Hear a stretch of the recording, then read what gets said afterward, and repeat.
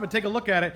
If you're like me, you won't understand a bit of it, but you'll be amazed at its complexity, which is kind of the point that we were talking about those 2 days, is just how phenomenally complex and how much information and how specific that information has to be in order to get even the simplest process, like taking food energy and turning it into cellular energy. Just that one process is so phenomenally complicated. And if you're a Christian, that's not a big deal. But if you're an atheist, you've got to come up with some way to say that that all happened by random chance over a long period of time. And that's a little harder to explain than it is to say, wow, what an amazing creator God we have, who is so smart to design such a system. Today we are moving on with the question, did Jesus rise from the dead? And this has impacts on the subject of miracles, which we're not actually going to get into much today. We're going to focus on the resurrection. But again, when we talk about Christianity, and we've had this discussion a couple times, but if you are trying to decide what to talk to somebody about, and you want to share your faith with them, the number one place you have to go is the resurrection of Jesus. Because if you get stuck talking about evolution, or you get stuck talking about the age of the earth, or you get stuck talking about moral relativism, those are all very good topics to talk about, but they don't really get you to the heart of Christianity. The heart of our faith is the resurrection of Jesus Christ. If Jesus Christ rose from the dead, then all that other stuff is important, but far down the ladder. If Jesus didn't rise from the dead, then none of that stuff matters at all. So we've got to go first and foremost to the question, did Jesus Christ rise from the dead or not? And if so, what does that mean? So that's what we're going to wrestle with today. Now, I gave a handout on some of your tables. I'm going to put the same information on the board here. So if you don't have that handout, don't worry about it too much. If you have one or two extras, I have a couple people I wasn't able to give one to. There are some things that we can know with pretty good certainty. And when I say pretty good, I mean with historical accuracy, the same way we can know pretty well that the Caesars of Rome existed in a certain order and that their acts were fulfilled through history. And the same way that we believe that those events occurred, we actually have far more evidence for the events of the New Testament. But in the New Testament, we get a record of this event, this historical event that occurred, that changes everything.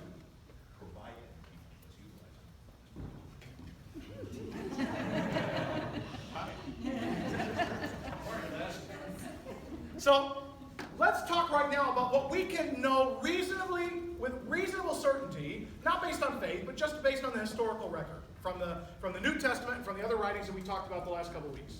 So one of them is, the first one is that a man named Jesus died by Roman crucifixion. That is fairly well known, it's fairly well established. In fact, to argue against this, to argue that the evidence for Jesus' crucifixion, to argue that that evidence isn't very good, if you applied that same standard to almost anything else in history, you'd have to know nothing about history. If anything that we know about history is true, this is pretty well established, that Jesus was crucified by the Romans. Second, that he was buried, most likely in a private tomb. There was an argument put forth, I think, by John Dominic Crossan, who's a known skeptic, that Jesus was buried in a mass grave. But you know how much evidence exists for that? None. The only evidence we have is that a gentleman named Joseph of Arimathea, who was a member of the Sanhedrin, took Jesus' body and put it in his own tomb. Right? Third, soon afterwards, the disciples were discouraged, grieving, and had lost hope. Again, based on their own accounts of what happened, based on the evidence of the New Testament, the disciples were not looking for a resurrected Jesus. The disciples were not expecting a resurrected Jesus. The disciples had lost hope after their teacher, master, and rabbi was killed. Fourth, that within a couple days of Jesus' death, his tomb was found empty. And this event caused no small commotion in Jerusalem, especially among those who claimed to be his followers. Fifth, the disciples then had experiences. And you notice how I've carefully phrased this, because this is what we're going to get to today. The disciples had experiences that they believed were the actual appearances of the risen Jesus. They actually believed this.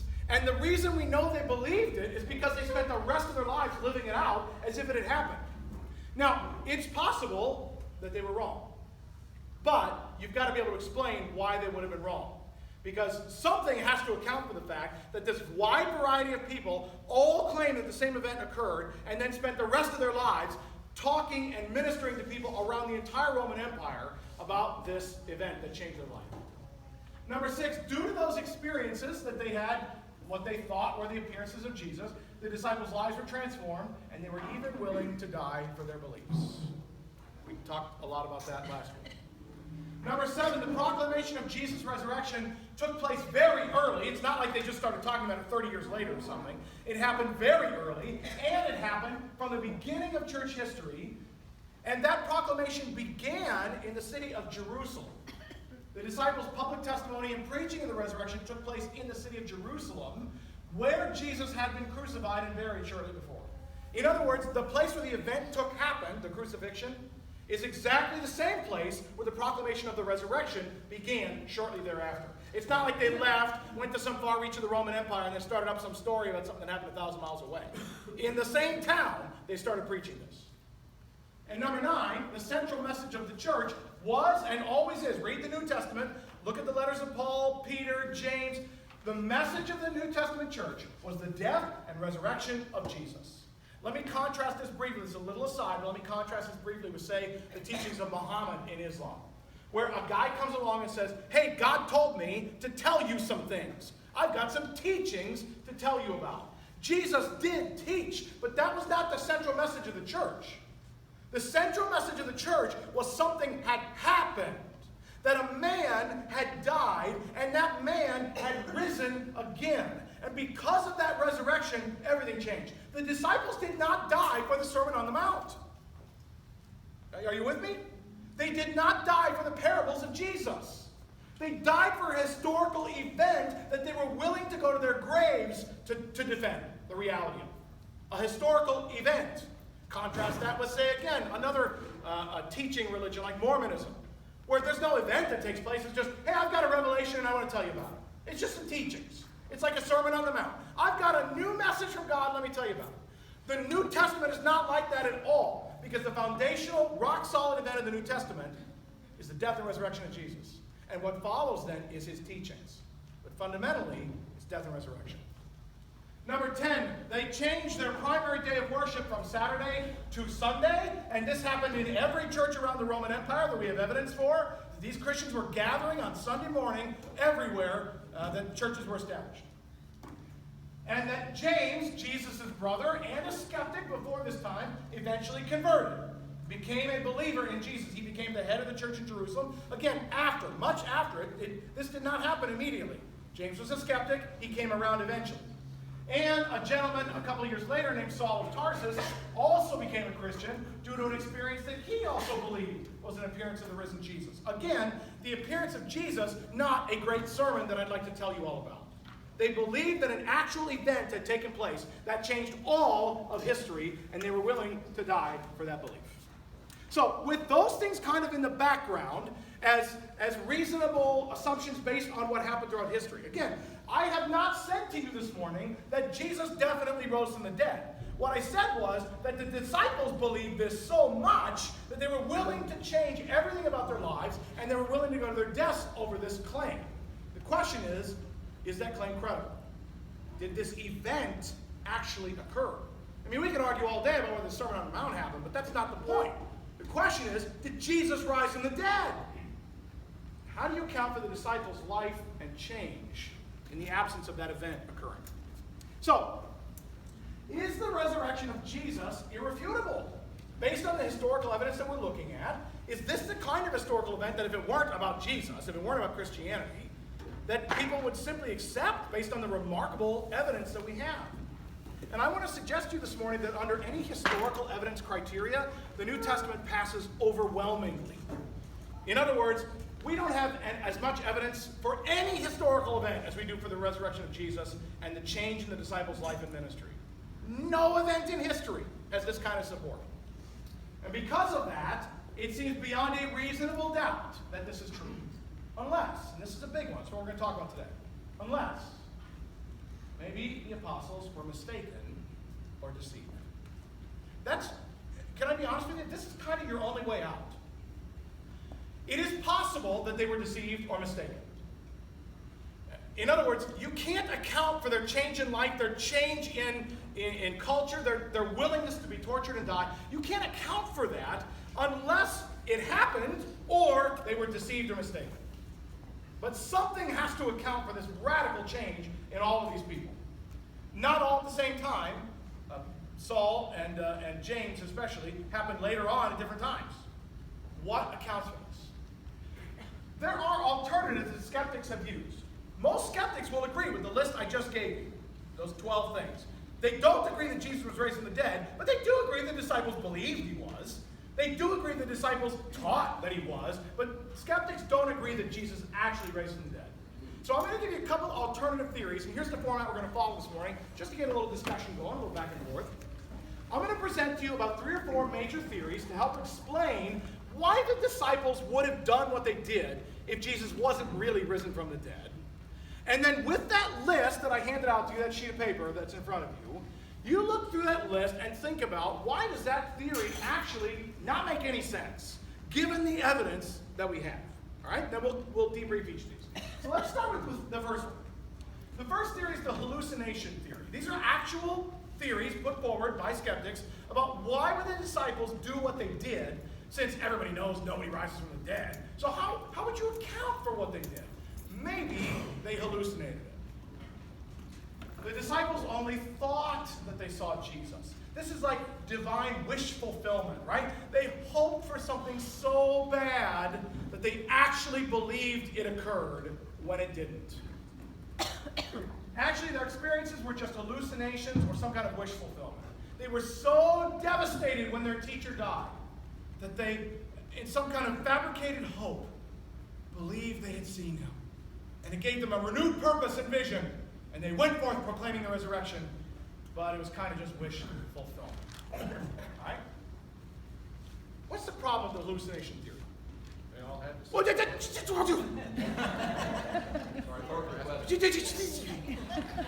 At your tables. At your tables. Take a look at those 12 and think about that for a minute. What is the response? And look, if you dig into the literature at all, you will find these. I'm not making these up. These are from skeptics, okay? So when you dig into the literature, what are the logical responses to give why that doesn't make any sense? Think about that for a minute with the 12 things on that sheet in front of you.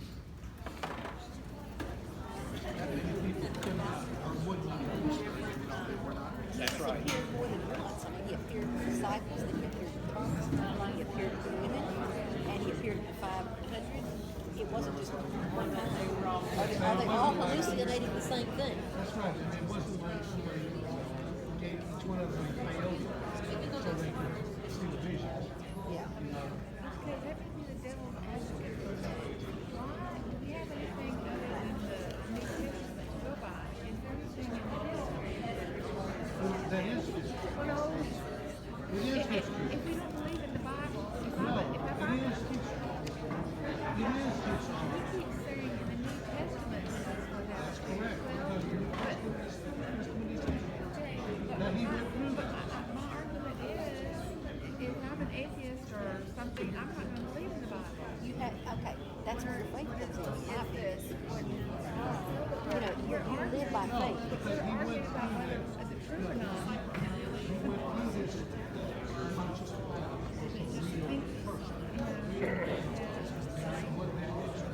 And there was a Jesus, and he was crucified.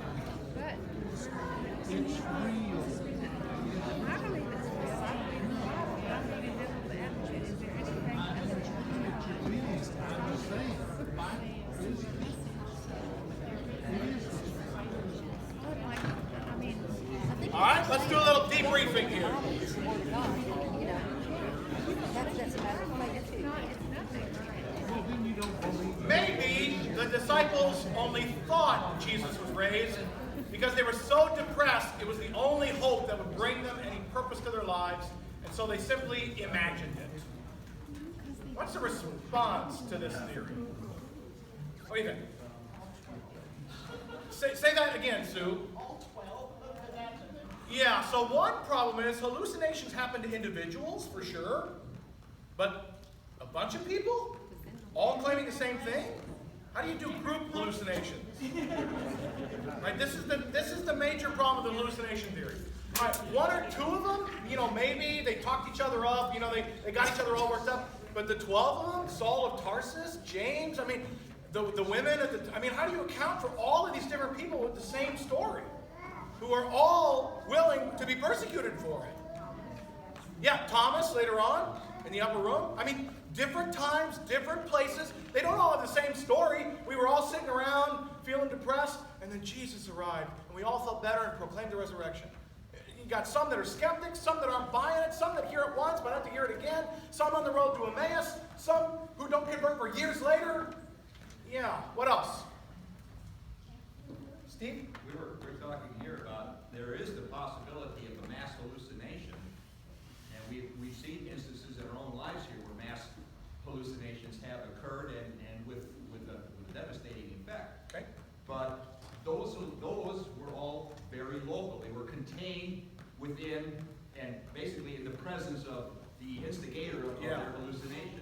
This went all over the world, and it wasn't just the disciples who were willing to die for it. It was people all over the world who were willing to die for it. Yeah. This is not a hallucination. The different times and different places thing kind of messes with this theory quite a bit.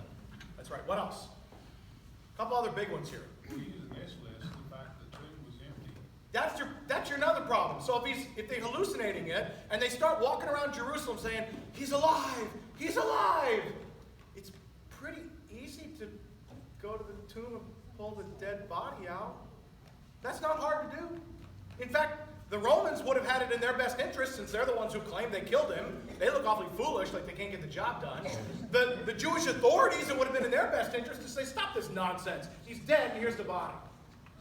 So the empty tomb is another problem here. If Jesus didn't rise, the empty tomb is some pretty easy evidence to overcome. Obviously, he's not alive. There's the body. Good. So we got a couple of problems here. The hallucinations are experienced by individuals, not groups. And even if there is a group hallucination, they're all together in one sweat lodge, having a little too much, ouzo or something. But it's not different people at different times claiming the same kind of experience. In addition, Jesus appeared to many different people over those 40 days, and then later to Saul, James, etc. This is spread out over time. So it's not a localized event. And if Jesus is still in his tomb, it would have easily destroyed the disciples' claims. You can't support this theory with any kind of historical evidence. Again, if the resurrection proclamation, if they claimed he died in Jerusalem and rose there, and then they started announcing the resurrection in Rome, well then, people in Rome don't know what's going on, they're far away, how can we verify this? But you start the proclamation of the resurrection in Jerusalem, where the events and the people are still there who saw it and know about it. You can't get away with something like that because everybody knows you're lying if the story isn't true. How about this one? Here's another alternative for us this morning. Maybe they went to the wrong tomb. Maybe the women got, this is another, I'm not making these up. I didn't straw man these in my office one morning and just try to come up with some fake theories. The wrong tomb theory actually exists. The women went to the wrong tomb. It was empty. They went to the disciples, brought them back. It was empty. Jesus is alive. The tomb is empty. Wrong tomb theory. Right? So the disciples went to the wrong tomb, mistakenly assumed Jesus had arisen. And there's quite a few problems with this one, but we'll just pick out a couple. What's the problem with the wrong tomb theory? Come, spend a couple minutes. Women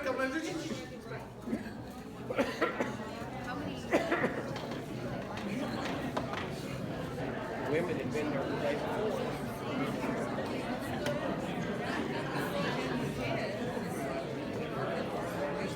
And they saw Jesus in the body. What evidence are there? Well, then somebody just made that up. They don't have any evidence. But could they have gone to some other place? Wrong cemetery. Yeah. Wrong town. That's far-fetched. I mean,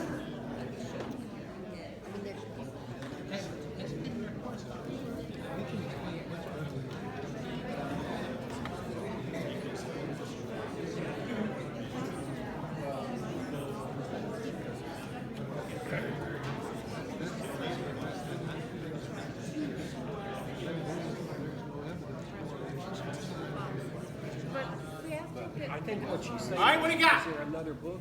Yeah, it, What do you got? Romans would have found the right tomb. Yeah, so Craig says the Romans knew where the right tomb was. It wouldn't have been that difficult to figure it out. Not only the Romans, but who else knew? For sure. Mary and Martha. Yeah, the Sanhedrin, who made sure it was sealed, and Joseph of Arimathea, member of the Sanhedrin, who buried the guy, right? So there were people who knew which tomb it was, even if the disciples happened to get a little carried away on Easter morning. They knew, there were people around who knew what tomb it was, right? What else? Jeanine? Well, Matthew 28:11 says, while they were going, behold, some of the guard went into the city and told the chief priests all that had taken place. Yeah. So in other words, there were witnesses to the fact that something bizarre had occurred at the tomb they were guarding. Right. Yeah. Good. Glenn? If they went to a tomb that was empty, somebody else rose from the dead? Well, maybe it hadn't been used yet and they got confused. You know, who knows? I mean, but now you're looking at another risen person. And it gets I understand, it gets a little ridiculous, but there have been books written on these theories, people. I'm not making this up.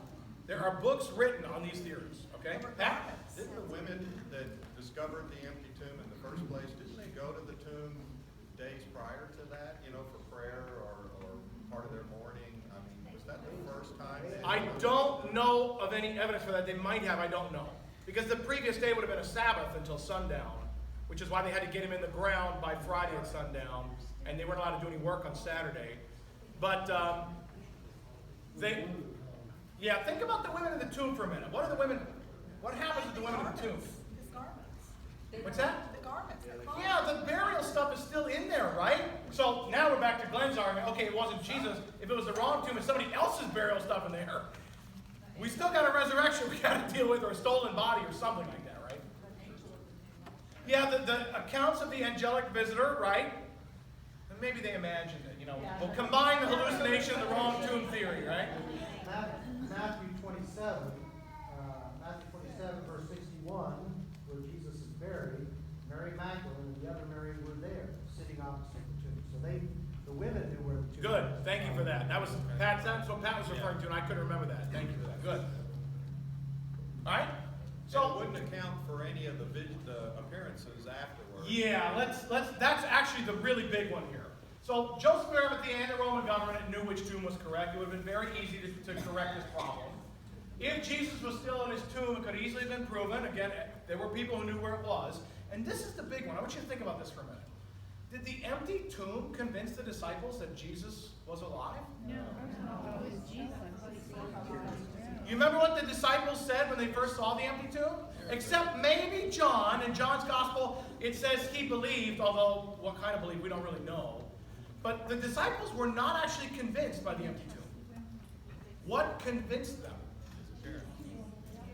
The appearance of Jesus, not the empty tomb. The empty tomb did not convince the disciples. Remember Thomas in the upper room? No, not unless I see him. Not unless I touch him. The women, when they get to the tomb on Easter morning and it's empty, they don't immediately proclaim, he is arisen. They go, what? Where is the body? The body must have been taken, they assume. They don't assume resurrection. They assume stolen body. And the disciples are not convinced by this. Saul of Tarsus, obviously is not convinced by the empty tomb because he goes years persecuting Christians. It's not until he meets Jesus that his life has changed. So this is the problem with this theory. So again, let's assume the tomb was empty. Empty tomb doesn't convince them. Only the appearances do. How about this one? This is called the swoon theory. The swoon theory says that Jesus is on the cross, he is badly beaten, he has been crucified, and basically through loss of blood and exhaustion, he passes out, goes into shock on the cross, but he doesn't die. They place him in the tomb, he awakens in the cool of the tomb, and then walks out, and the disciples all go, he's risen! So the swoon theory says Jesus wasn't actually dead when he was placed in the tomb. Later, he awoke and then appeared to the disciples alive, and then they believed in the resurrection based on his appearance. But he just didn't actually die. What do you think? What are the problems with the swoon theory? Go for it.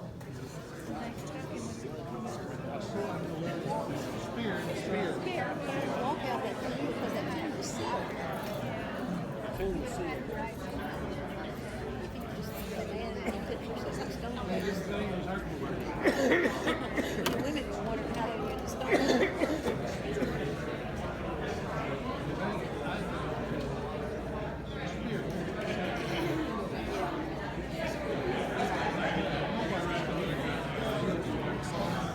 And the water and the blood that came out of the side. Somebody said that was a sign of death.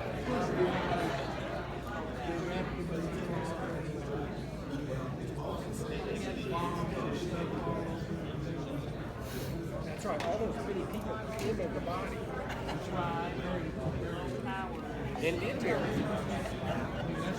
That's right.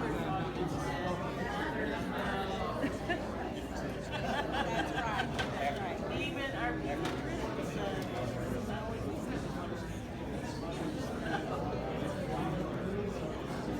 All right?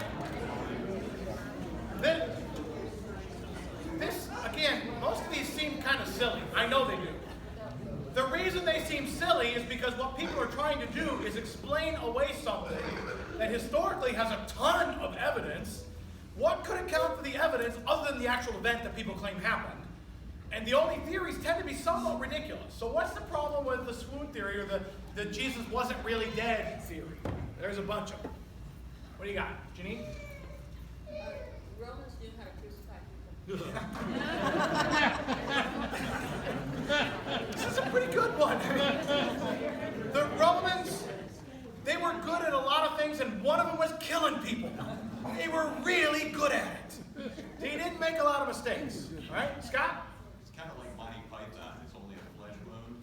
Yeah. The crucifixion, do you remember the spear in Jesus' side, right?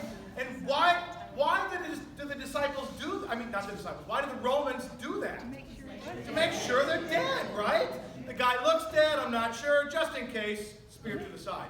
And what happens at the spear to the side, JB? I know you know this. Yeah, the blood and water comes down, which is probably what's called a pericardial effusion. That's right. The sac around the heart, the pericardium, has filled it with fluid. And when they poke him through, not only do they puncture the lung, but they go right into the pericardium and blood and water flow out, which is exactly what would happen if you punctured the pericardium after some kind of trauma like that. So, I mean, this theory is honestly quite silly. But there's some major problems. Let's just list a couple. One more. Yeah, what do you got? His mother knew he was dead, and mothers know.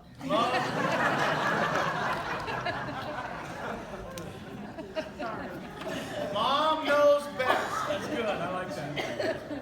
So Jesus' friends, his mother, and his enemies all believed he was dead. The guys who buried him thought he was dead. The guys who crucified him thought he was dead. The disciples were convinced he was dead, which is why they ran away. Everybody thought he was dead. All right? Two, we've already mentioned this, the Romans had a really good record of killing people. They were batting almost 1,000. Right? The spear through Jesus' side probably punctured his pericardium, which is the blood and water that flows out. And here's the other obvious one. So, okay, let's say he doesn't die. He leaves the tomb, bleeding and wounded and bruised and bloody and bent and weak. This convinces them he's the Son of God? Can you imagine what state Jesus would be in, even if he wasn't dead?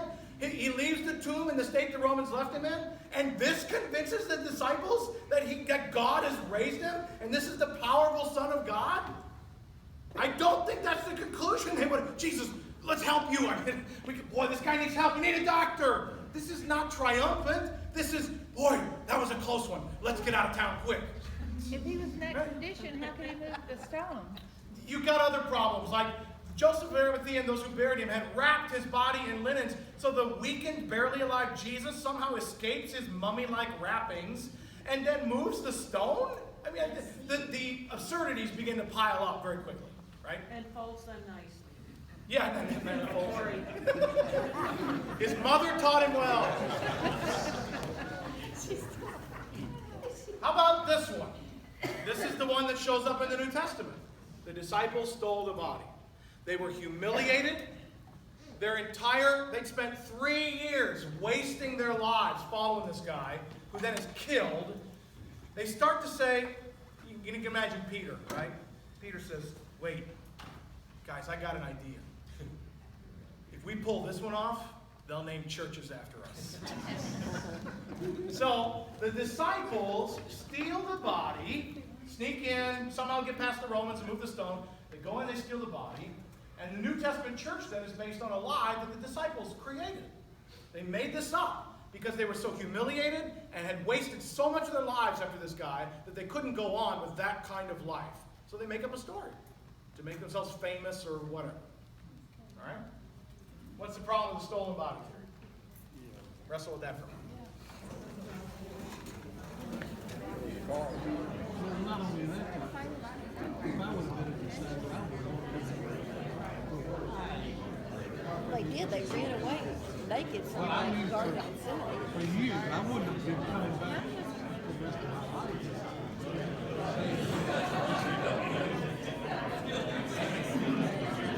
Yeah, there was a guard there, the seal. They had soldiers there. And they arrived, the guards arrived while somebody tell a story. The disciples had stolen the body. It's like fake news. CNN, the Clinton Network. Clinton News Network. That's what I it's just called. don't see anybody like it that want to hold that. I would be the one that stated. It seems like 2 or 4 bodies were stolen. Those soldiers would have been executed. From the Oh, disciples. so also, yeah. Disciples All right. would have been there. Again, this is the theory. It's the one that appears in the New Testament, actually, that they acknowledge that the Jewish authorities had claimed that the disciples stole the body. What's the problem with the stolen body theory? There's a lot of them. What do you got? Tony? The guards would have been executed immediately. Yeah, you got the problem with the Roman guards, right? So what do you do about the Roman guards? This is a big problem in the story. Good. What else? Yeah. If you steal a body, you don't hang around Jerusalem. You hit the road because you're going to have, this is the place you're going to have problems. Hit the road and start telling this story somewhere else. Jerry? If they'd stolen the body, later on when they were persecuted and killed, they probably would have caved on that story. I would- Wait a minute, we just made it up. Yeah, I would think so. Look, so maybe Peter convinced them that this was all going to work out great. We're going to be famous and rich somehow. You know, I don't know how they're going to make this work, but this is a moneymaker, guys. But when that doesn't happen, and not only are they not getting anything good out of this, but it's getting bad, and people are getting arrested and put to death, what would be their motive to keep the lie up? I mean, at that point, all right, you got me. Here's what actually happened. Why in the world would they keep going with this nonsense story? Good. What else? Yeah, Laura? Well, the disciples were scared to death after it all happened. They were hiding. Yeah. The way the New Testament account reads, these are not courageous, brilliant guys. These are cowardly, insecure guys who really didn't understand what was going on. To believe this theory and then read the New Testament, it's almost as if the brains behind all this was the disciples and Jesus was just their puppet. Really? I mean, I'm sorry, but if that's the truth, I would have written the New Testament a little differently than the way it's written, where the opposite is the way all of it appears to be. The disciples look like bumbling fools, and Jesus is always one step ahead of them. Right? Hanu?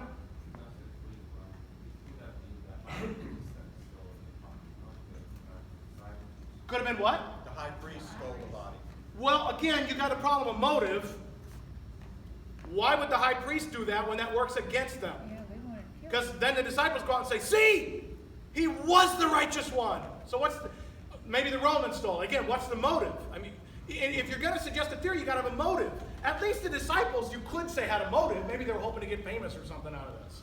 But, as Jerry said, that unravels fairly quickly. Right? Pastor? They had been learning with Jesus came not to abolish the law, but fulfill it. There are all kinds of cleanliness and other rules and laws, and the desecration that would have been runs totally counter to who they were and what they would have done. That's right. Again, think about how much about Judaism changes after the proclamation of the resurrection, like worshiping on Sunday and abolishing circumcision for Gentiles. These are things that Jews deeply held. Touching dead bodies, you just don't do that. These are really observant Jews. Again, they're going to violate everything they hold dear for a lie? I mean, that just doesn't fit at all with what we know about first century Judaism or the character of the disciples in the New Testament. So, you got to deal with motive. No matter who you say stole the body, you got to deal with this question of motive. What is the motive? I mean, maybe the disciples had one to get famous or somehow make lives work out well, but why would they continue that lie in the face of torture and death? It just falls apart very quickly. What do you do with the Roman guards? This does not deal at all with, say, James's conversion or Paul's conversion later on. Maybe the disciples were in on it at first. Okay, we'll play along for a minute. But how about the other people who went along with this, who claimed the same kind of thing had happened to them? And as Pastor Davis mentioned, the rejection of Judaism? Why in the world would they do that? It just doesn't make sense. There doesn't seem to be any evidence for this kind of a theory, right? So no matter what you come up with, you are always wrestling with, how do we explain the available evidence? And if you are going to suggest the New Testament's account is not true, then you've got to come up with an alternative account for what actually happened in history. For instance, let me give you the example here. Let's say the American Revolution and Boston Tea Party and no taxation on representation, and somebody wants to write a book and say, actually that's nonsense. The British weren't even taxing Americans. And they just, they invented the Tea Party story to justify their own desire for revolution. And actually, the revolution wasn't anything like what we know about. Okay, you can make that claim.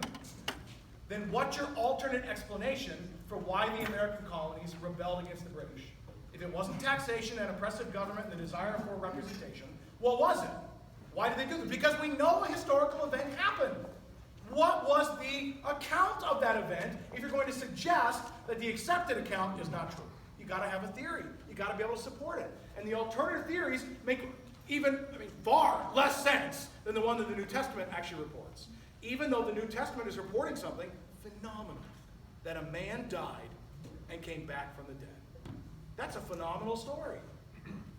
Hard to believe, unless it's true. So, let's recap here, and then we'll wrap up. The New Testament is not a legend. I mean, just from a literary critic's perspective, from the way legends develop, the New Testament is not a legend. Legends don't develop like this. Legends take a long time to develop. The New Testament is written within 15 to 50 years of the events that they report on. The first books of the New Testament are churning out within 10 to 15 years. And before any book is written, these guys have already been doing missionary work around the Roman Empire. So this is not a legend. It doesn't fit at all with the way legends work. The New Testament mentions all these historical figures.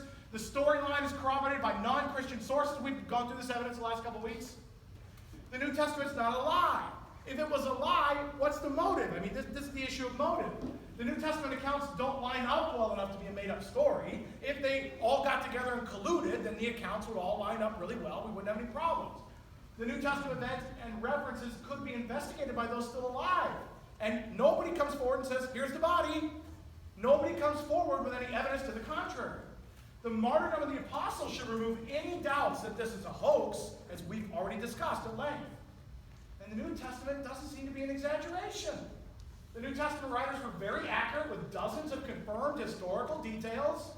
The miracle stories are recorded without embellishment or commentary. We discussed this last week. Jesus turns water into wine. We don't get anything about it other than he prayed over it, and then they poured it, and it was wine. Jesus tells Lazarus, come out, and Lazarus comes out. There's no exaggeration, no embellishment. Jesus just says it, and it happens. Which leaves us with a very interesting question. If the historical evidence for Jesus' resurrection is so good, then why do so many people, especially skeptics, not believe? And for this one, I'm going to make you wait. But we'll come back to that. Pastor. Yeah, JD. One last Please. I know there are a lot of theories, but one I think to also mention, and the reason to mention is because this is one that Islam promotes, and I think it's important for us to know. I skipped it Yeah. for the sake of time, but go ahead. Well, no, just that it wasn't actually Jesus. It was someone that was in the appearance of Jesus that died on the cross. Yeah. And I think it's important to know that theory because that's what That's exactly what Islam claims. What Yeah. he said in the Quran, it wasn't him on the cross, it was somebody else. That's right. And he left and he went there. That's right. Somebody was crucified and died. It wasn't Jesus. That's what Islam claims. Again, for the sake, there are several more. I just, for the sake of time, skipped a couple. But yeah, that's what Islam claims. It wasn't Jesus. What's that? What happened to that body? That somebody body? She's saying somebody else died on the cross. They still had it. The Quran's claim, or the claim of Islam, is that the New Testament is inaccurate. It is not correct in its claim. So you can't trust the New Testament as it's written. You have to trust what the Quran says 600 years later. And the Quran gives you the true story that the New Testament got wrong. Jesus never died. He was raised to heaven by God, by Allah. So again, the only problem with that is it's 600 years after the fact, and hey, I got a revelation, and here's what God told me. If we're going to go with the I got a revelation, and everything you know is false, I've got a revelation, then okay, well then Mormonism, which does the same thing, and Jehovah's Witnesses, and Christian Science, and we'll just keep right on going. I got a new revelation, everything you heard was wrong, here's a new one. That's what sets the New Testament so apart. It's not based on, I got a word from the Lord. It's based on an actual historical event that changed people's lives so fundamentally, they were willing to die for the sake of that event. The resurrection is the center of our faith. And that's why we go to our graves, depending upon, resting in, and putting our hope in the resurrection of Jesus Christ. Let's close in prayer, and then we'll move on. And JB's got that poster set up over here, and he will be here and tell you all about it. It's really confusing, but it is a beautiful picture of the complexity of what God has designed for our bodies. Let's pray. Heavenly Father, we give you thanks for the actual historical event of the resurrection of Jesus. Not just a revelation from heaven, not just a dream someone had, not just some tablets that somebody says they found in the ground, but the actual resurrection of your Son. And Lord, we thank you that you have given us so much evidence to support that. Your word is trustworthy, and we thank you for the proclamation of the disciples that changed the world. Father, may we trust your proclamation, trust your promise, and especially the resurrection of your Son, Jesus, in whose name we pray. Amen.